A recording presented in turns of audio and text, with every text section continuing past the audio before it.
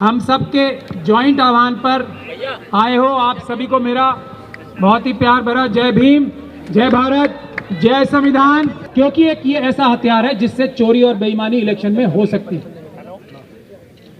लेकिन अब जब ये हथियार इनके हाथ में आ गया है तो ये जान दे देंगे, जाने नहीं देंगे इसे। वजह क्या है कि पूरी दुनिया ये जानती है, सारे संवैधानिक अदालतें दुनिया भर की सारी संवैधानिक अदालतें ये फैसला कर चुकी हैं ईवीएम से चुनाव नहीं होना चाहिए, सिर्फ पेपर बैलेट से चुनाव होना चाहिए। दुनिया भर की सारी संवैधानिक अदालतें, हमारे सुप्रीम कोर्ट के ऊपर और हमारी अदालतों के ऊपर 4 सुप्रीम कोर्ट के जजेस, उसके अलावा बहुत सारे जजेस, चीफ जस्टिस ये पब्लिक डोमेन में आके बोल चुके हैं कि हमारे ऊपर दबाव है और हम काम नहीं कर पा रहे हैं, जनता आए और हमें बचाए। अभी 2 अच्छे फैसले आप लोगों ने सुप्रीम कोर्ट से देखे हैं। वो क्यों है? क्योंकि जनता सड़कों पे आ चुकी है और वो ये कह रही है कि सुप्रीम कोर्ट तुम संघर्ष करो, हम तुम्हारे साथ हैं। सुप्रीम कोर्ट तुम न्याय करो, हम तुम्हारे साथ हैं। अगर आपको इससे भी अच्छा न्याय चाहिए अदालतों से तो जनता को सड़क पे आना पड़ेगा, क्योंकि जनता देश की मालिक है। प्रधानमंत्री, home minister, chief justice of India, बाकी सभी लोग, आईएएस ऑफिसर, सब हमारे और आपके देश की जनता के नौकर हैं। ईवीएम से चुनाव देर से होता है, यह मैं पूरी तरीके से आपको बताना चाहता हूं। कानूनी बात मैं आपको बता रहा हूं। ईवीएम से चुनाव देर से होता है, ईवीएम से चुनाव में खतरा ही खतरा है, ईवीएम से चुनाव ज्यादा पैसे खर्च करके होता है।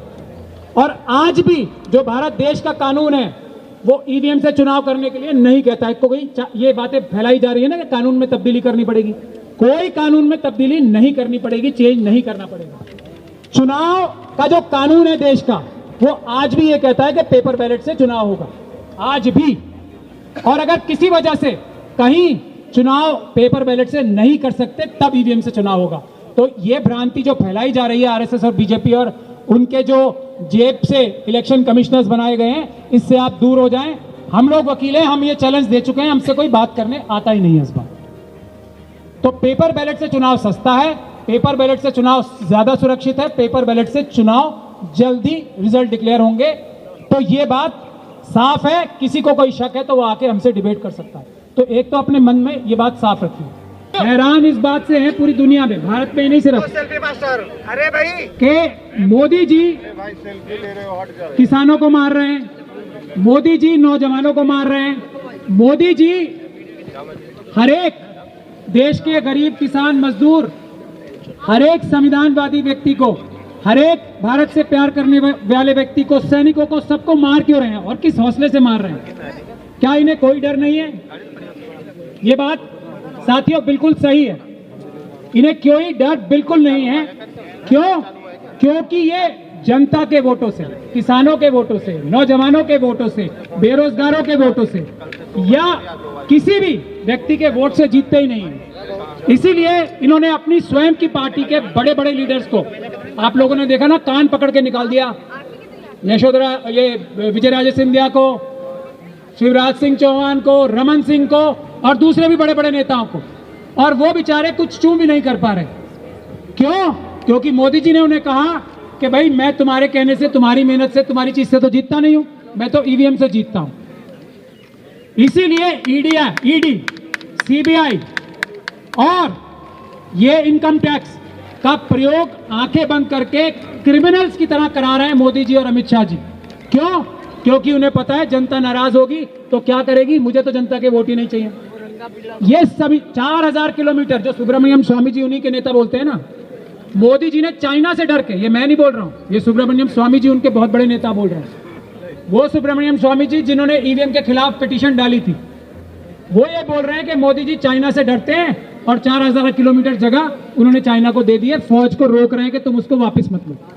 ये मैं नहीं बोल रहा हूं, ये गंदे घिनौने काम करके भी मोदी जी, किस चीज का हौसला है इन्हें? ईवीएम का। आप लोग बैठ जाओ। तो साथियों, अगर हम लोग ईवीएम हटा लेंगे, पिछले चुनाव में भी 20 से 25% तक अरे फोटो यार, ईवीएम का घोटाला इन्होंने किया है, और अब भी कम से कम 20 से 25% का घोटाला करने के लिए ये तैयार बैठे हैं।